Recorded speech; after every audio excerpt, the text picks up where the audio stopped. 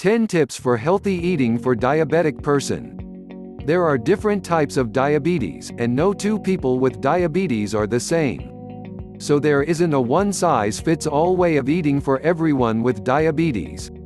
But we've come up with tips that you can use to help you make healthier food choices. 1. Choose healthier carbohydrates.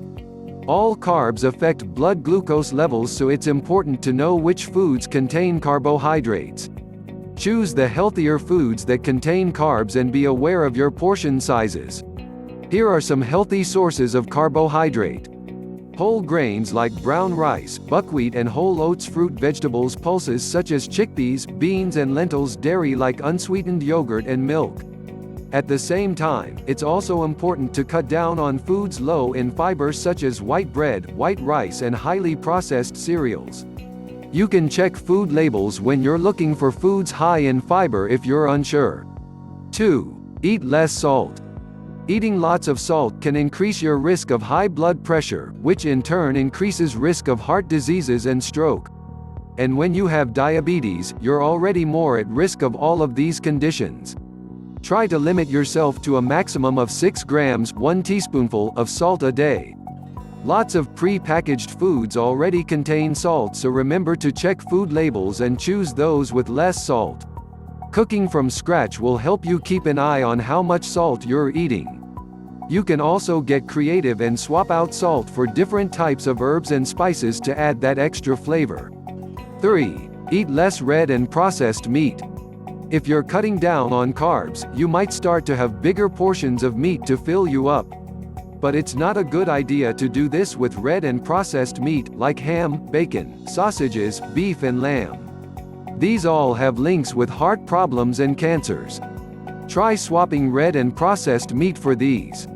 Pulses such as beans and lentils, eggs, fish, poultry like chicken and turkey, unsalted nuts, beans, peas and lentils are also very high in fiber and don't affect your blood glucose levels too much, making them a great swap for processed and red meat and keeping you feeling full.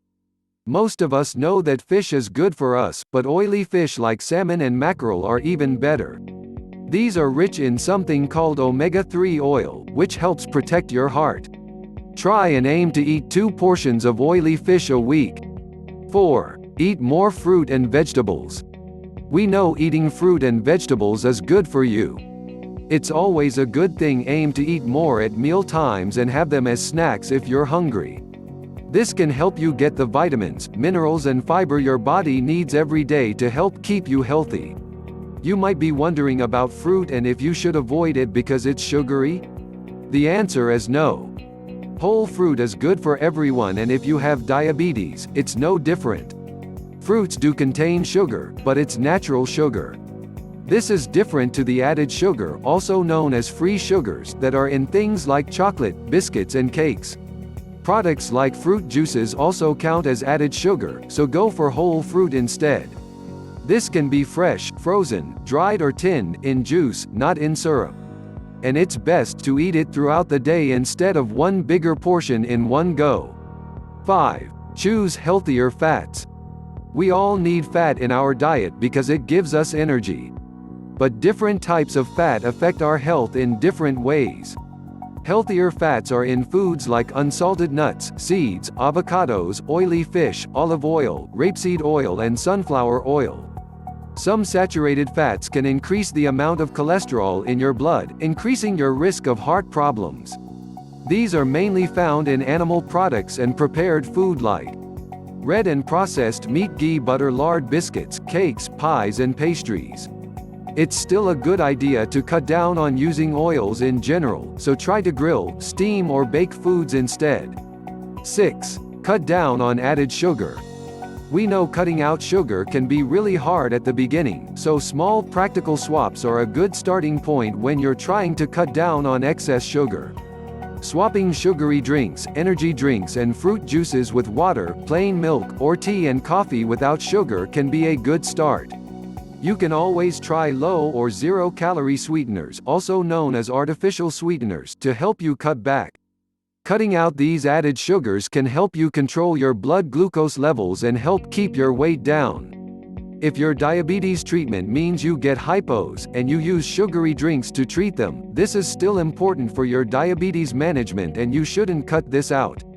However, if you are having regular hypos, it is really important to discuss this with your diabetes team. 7. Be smart with snacks. If you want a snack, choose yogurts, unsalted nuts, seeds, fruits and vegetables instead of crisps, chips, biscuits and chocolates. But watch your portions still, it'll help you keep an eye on your weight. 8. Drink alcohol sensibly. Alcohol is high in calories, so if you do drink and you're trying to lose weight, think about cutting back. Try to keep to a maximum of 14 units a week. But spread it out to avoid binge drinking, and go several days a week without alcohol. If you take insulin or other diabetes medications, it's also not a good idea to drink on an empty stomach.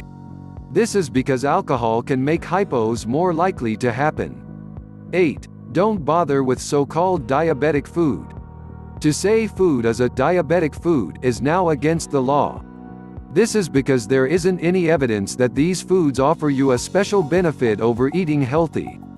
They can also often contain just as much fat and calories as similar products, and can still affect your blood glucose level. These foods can also sometimes have a laxative effect. 10. Get your minerals and vitamins from foods. There's no evidence that mineral and vitamin supplements help you manage your diabetes.